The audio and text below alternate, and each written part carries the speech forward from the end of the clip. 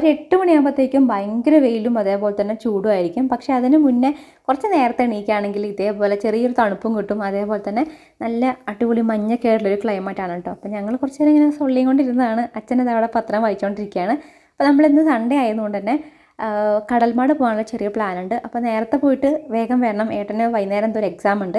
അപ്പോൾ നമ്മൾ രാവിലെ എന്ത് ചെയ്തു, ചായയോടെയൊക്കെ കഴിഞ്ഞ് പോകാൻ വേണ്ടി റെഡിയായി കടൽമാട് പോയിട്ടുണ്ടായിരുന്നു കേട്ടോ. അമ്മേൻ്റെ വീടാണ്, തറവാടാണ്.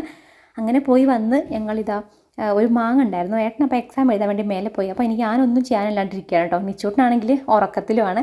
അപ്പോൾ ഞാൻ ആ തക്ക സമയം നോക്കി ഒരു മാങ്ങയും കട്ട് ചെയ്തിട്ട് അതിലേക്കൊരു പത്തക്കയും കൂടെ മുറിച്ചിട്ടിട്ട് കുറച്ച് ഐസ്ക്രീം ഉണ്ടായിരുന്നു, അതും കൂടി ഇട്ട് ഞാൻ കഴിച്ച് കഴിഞ്ഞപ്പോഴത്തേക്കും നിച്ചൂട്ടൻ എണീറ്റും വന്നു. അതേപോലെ തന്നെ ഏട്ടൻ്റെ എക്സാമൊക്കെ കഴിഞ്ഞ് വന്നിട്ടുണ്ട്. ചെടിക്കിടാനായിട്ട് ഞാൻ കുറച്ച് ചാണകപ്പൊടിയൊക്കെ കൊണ്ടുവന്നിട്ടുണ്ടായിരുന്നു. അപ്പോൾ കുറച്ച് ചെടികൾക്കൊക്കെ ഇട്ട് കൊടുത്തു.